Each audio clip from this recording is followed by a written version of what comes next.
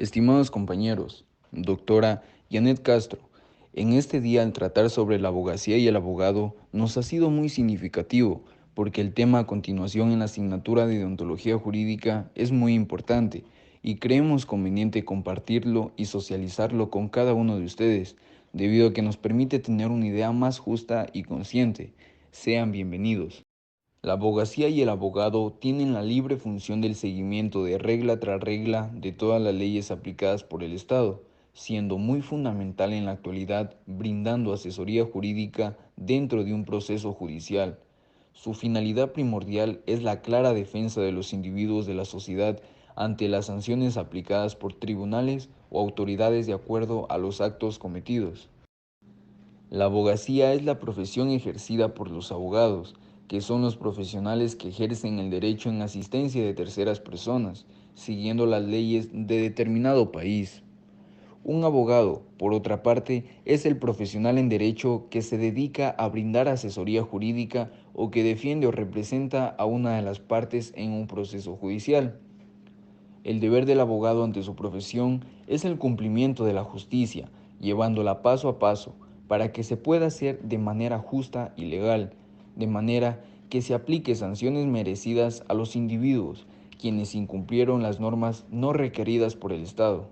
Además, debe tener una confianza plena con su cliente, ya que él está puesto ante la firmeza de la ley, en lo que el abogado ejerce su deber de defender la verdad de hechos y códigos penales con finalidad de proceder al arreglo y el debido respeto de las autoridades judiciales. Al remontarnos hasta Egipto, descubrimos que en el sistema legal de esta antiquísima cultura no existió la defensa con abogados. Durante el proceso, las partes se dirigían por escrito al tribunal, explicando su caso, el que luego de hacer el estudio pertinente emitía la sentencia. Asimismo, en los canales judiciales de China tampoco figuraba un ejercicio similar al del abogado, aunque sí había notarios e intermediarios que actuaban como fiscales. Muchos tratadistas del sistema judicial chino sostienen que este pueblo estaba bien informado sobre las leyes escritas y normas que les permitía plantear su defensa en función de este conocimiento. En la India, por su parte, tanto en el periodo budista como el brahmánico, tampoco existió la figura del defensor. Además, en Babilonia también existió la administración de justicia, tanto en el periodo sumerio como en el acadio, y desde luego existieron tribunales. Pero como en Egipto, tampoco hubo ese intermediario que los romanos muchos siglos después llamaron abogado. Las partes recurrían a los jueces y luego apelaban al rey o emperador, según las épocas históricas. El rey, que era el brazo de la justicia, tenía la última palabra. Igualmente, entre los hebreos, el sistema legal tampoco se distinguió de los anteriores. Fue en Roma donde se desarrolló plenamente y por primera vez, de manera sistemática y socialmente organizada. La profesión del abogado, palabra que viene del vocablo latino advocatus, que significa llamado, porque entre los romanos se llamaba así a quienes conocían las leyes para socorro y ayuda. Sin embargo, en Grecia también existían oradores o abogados que se dedicaban a componer alegatos para los que tenían necesidad de ellos, aunque esta práctica era contraria a la disposición de las leyes que mandaba que se defendiesen las partes a sí mismas sin emplear socorros extraños. Finalmente, cabe recalcar que en la era moderna, la profesión del abogado en España fue grisácea y oscura, y no gozaban de la necesidad de libertad para ejercer su profesión. Asimilados a burócratas como funcionarios públicos, jamás pudieron cumplir su misión de proteger al oprimido y al injustamente perseguido. Situación muy diferente a la de Francia, el cual fue de los primeros países en los cuales la abogacía tuvo un papel preponderante en la sociedad, respetando y acatando las leyes correspondientes. Lo ya mencionado por parte de mi compañero, podríamos decir que hacia el siglo IV después de Cristo ya existía la figura del letrado como la conocemos ahora, profesionales formados en la ley y retórica requiriendo estudios de al menos 4 años y afiliados a una institución o a un colegio. Además, la cuota máxima se amplió hasta los 100 sólidos bizantinos, una cifra mucho mayor que la anterior, y que permitía constituirse como abogado y ganar el dinero suficiente para vivir. Además de la figura del abogado, fiscal y juez, surgió la del notario, que redactaba escritos, testamentos y daba fe en actas oficiales, entre otras responsabilidades. Todo esto cambió con la caída del Imperio Romano, que trajo una degradación y pérdida de los profesionales legales, entre ellas la abogacía. La ley anterior se perdió y hasta 1140 no había profesionales de la ley como tales y mucho menos letrados o jueces. Las prácticas anteriores se perdieron y solo se conservaban manuscritos en distintos monasterios. A principios de la Edad Media, por lo tanto, la abogacía dejó de existir.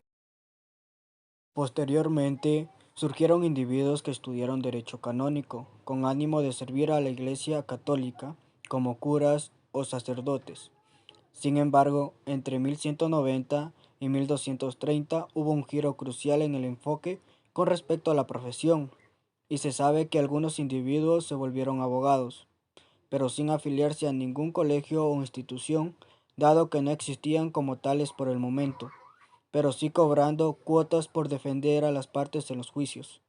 La regularización empezó en el año siguiente, en 1231, cuando en Francia dos concilios ordenaron que quien fuera a ejercer la profesión de la abogacía se adscribiera a la institución pertinente y debían hacer un juramento ante los obispos de su región, a fin de estandarizar y regularizar a los abogados que por aquel entonces se adherían al derecho canónico. En 1237, un juramento similar se instauró en Londres, y en la misma década, este sistema se extendió por toda Siria.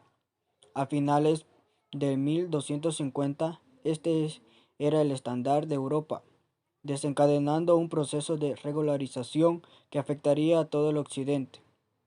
Así, en 1275, el Concilio de Lyon II se decidió que todo tribunal canónico debería someterse a un juramento ante la autoridad religiosa local.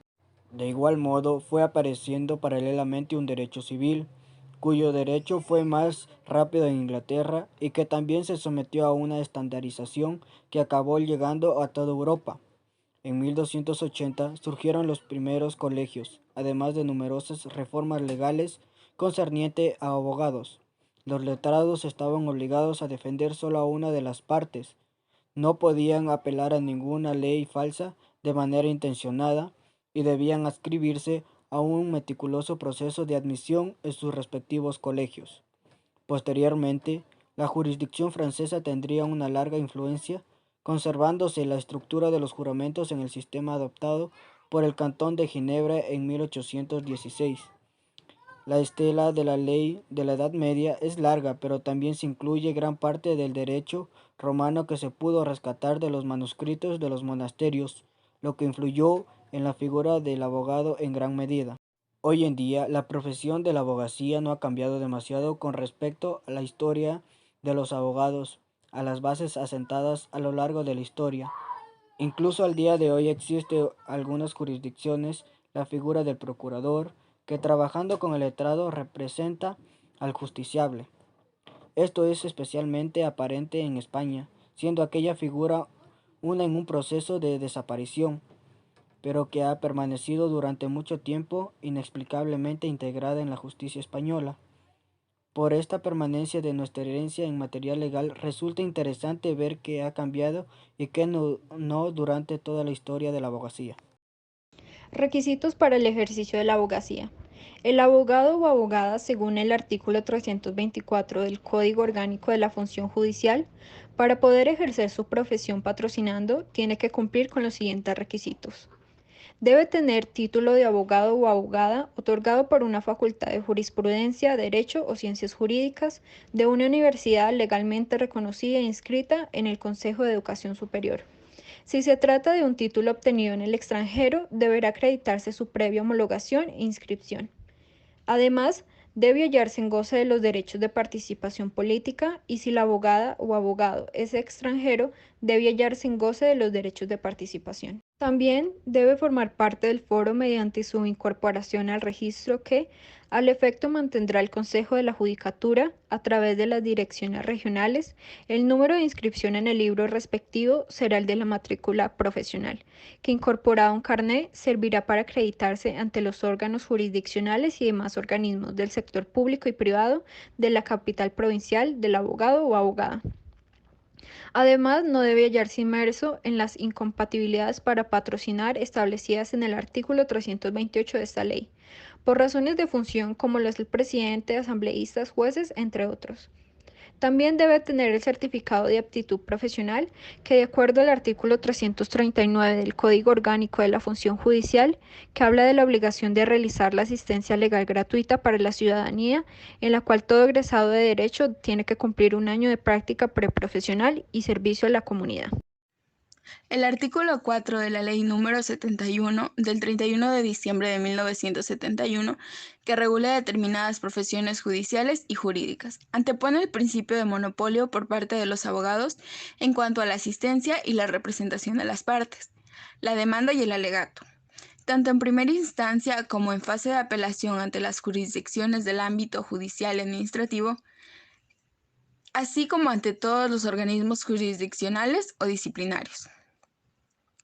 El manifestar que el papel del abogado en la actualidad ha sufrido un grave quebranto, puesto que erróneamente se le ha considerado como un elemento obstruccionista y explotador, desconsiderado y lento, sin tomar en cuenta que el mal reside en las normas procesales que conlleva nuestro sistema procedimental obsoleto, que vuelve engorrosa la administración de justicia y en una inequidad al juzgador, que también es un abogado.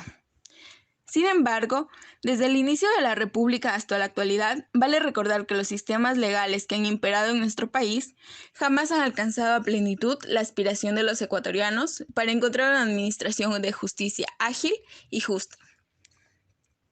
Esto es a través del juicio rápido, de trámite corto y de efectos inmediatos, para que el litigante no pierda cada día fe en la justicia por la aplicación de sistemas caducos que no detectan la angustia de quienes demandan la reivindicación de sus derechos violados. Un abogado puede formular alegaciones en cualquier lugar, inclusive fuera del área de su competencia, pero no puede presentar una demanda sino dentro de esa misma área. Si es necesario, corresponde a la parte designar adicionalmente un abogado defensor que sea inscrito en la jurisdicción donde se desarrolla la instancia. Juicios sobre la abogacía. Para ser un buen abogado se debe tener capacidad de análisis y de argumentación para exponer tanto a sus clientes como en los tribunales los aristas de cada caso y su relevancia.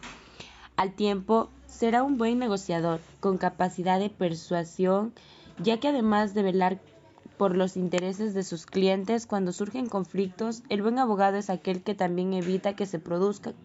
Para anticipar y evitar los litigios, un buen abogado ha de ser metódico y ordenado con la información, los documentos que redacta y los casos que maneja, así como ser persistente para que nada se escape. Es conveniente ser ágil en la toma de decisiones y flexible para adaptarse a los giros que se produzcan en cada situación. Por esta razón, será vital también que el abogado sea resolutivo y mantenga su motivación en buena forma, ya que de su buen trabajo dependen los intereses de sus clientes. Por último, aunque esencial, un buen abogado debe ser paciente, ya que tendrá que lidiar con discusiones ajenas y tensiones del día a día de las personas con las que trata. Será discreto y cumplirá el código ético como la obligación del secreto profesional y velará el cumplimiento de la ley. La abogacía contemporánea. La abogacía desde sus inicios estuvo inspirada por los principios que rigen y han regido el desenvolvimiento de su actividad. Siempre ha existido derecho, debido a que una sociedad no puede vivir sin derecho, pero no siempre han existido abogados. En el ejercicio de la profesión jurídica han ocurrido profundas transformaciones a partir de mediados del siglo XX.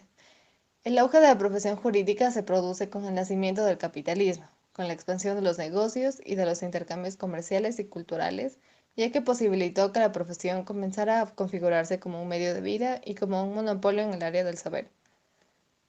Se vio fundamental en los negocios porque ya sabemos, requieren planificación y eficacia y estandarización, lo que hizo que los abogados fueran imprescindibles en la compra y venta de terrenos, en los contratos financieros, en los diversos problemas que comenzaron a generarse por las herencias, etc. Teniendo esto en cuenta, ¿cómo es que la abogacía contemporánea cambia en referencia a la abogacía tradicional? Pues bien, en la abogacía tradicional existen autoridades que pueden cambiar las normas vigentes, pero son ellos y solo ellos los que lo pueden hacer. Por eso anteriormente las leyes o normas no podían ser revocadas por ningún poder. En cambio, la abogacía contemporánea tiene una característica diferente a la tradicional. y es que permite las posibilidades de que las normas sean dictadas o revocadas, y de esta manera las normas que pueden ser válidas hoy, mañana pueden dejar de serlo. Dentro de la abogacía contemporánea se ve implicado el derecho natural contemporáneo, el cual es el conjunto de tendencias ius naturalistas de la edad contemporánea, como la neoescolástica, la ratio-vitalista, etc. Además, podemos recalcar el hecho de que actualmente se presentan 5 retos para la abogacía contemporánea latinoamericana, que son las prácticas de buen gobierno corporativo de bufetes de abogados, ya que a partir de los escándalos de corrupción que se han descubierto en los últimos años, ha cobrado mucha relevancia comenzar a hablar seriamente de la implementación de prácticas de buen gobierno corporativo dentro de estos bufetes. De implementación de cursos de management en las escuelas de derecho. Se busca dar importancia a la enseñanza de cursos pre- y posgrado que respondan a las siguientes interrogantes. ¿Cómo debe cobrar un abogado sus servicios? ¿Cómo desarrollar destrezas para generar negocios o venta de servicios jurídicos? ¿Cómo estructurar y o gestionar un despacho de abogados? Etcétera. Competitividad de los abogados latinos frente al desembarco de bufetes extranjeros. En los últimos años se ha presenciado la llegada de un número creciente de grandes bufetes de abogados globales. Si bien por una parte representa una gran oportunidad profesional intercultural para los abogados latinos, por otra se trata de un gran reto para los bufetes locales para volverse más competitivos y diferenciarse a través de propuestas de valor únicas. Gestión de bufetes como empresas de servicios. Los abogados que son parte de bufetes pequeños o grandes deben ser conscientes de que sus organizaciones son verdaderas empresas de servicios y por lo tanto han de gestionarse como tal, utilizando herramientas como el planeamiento estratégico, el marketing jurídico, etc. Inversión en innovación y tecnología. Los abogados que no innoven en la forma de prestar sus servicios legales serán desplazados. Y nos referimos a la innovación como aquel valor agregado que implica un proceso humano creativo que genera una experiencia única en los clientes a fin de fidelizarlos. La clave del éxito estará en mantenerse en la vanguardia e incorporar estas nuevas prácticas al ejercicio profesional. Para finalizar esta exposición, hablaremos sobre el rol social del jurista. La función del jurista es la modificación o creación de normas jurídicas congruentes a las necesidades de la sociedad. Pero el jurista no solo debe defender la institucionalidad de las leyes, sino que tiene que ayudar a orientar a la aplicación de la verdadera justicia, guiando a cada quien sobre los derechos que le corresponden y de qué manera pueden ser aplicados. Para ello, debe procurar que se superen las diferencias entre personas, grupos e instituciones de la sociedad, logrando conformidad e igualdad para cada individuo de la misma. Para que la sociedad de la que hablamos pueda permanecer ordenada, requerimos un instrumento indispensable como lo es la organización. ¿Y cómo logramos esta organización? A través de la abogacía. Es por eso la importancia del estudio de la sociología jurídica y su relación con la verdadera misión del abogado. Así podemos concluir que el jurista es el encargado de defender la validez de la correcta aplicación de la ley en el campo de las relaciones públicas y privadas para que continúen los ideales de paz y de justicia.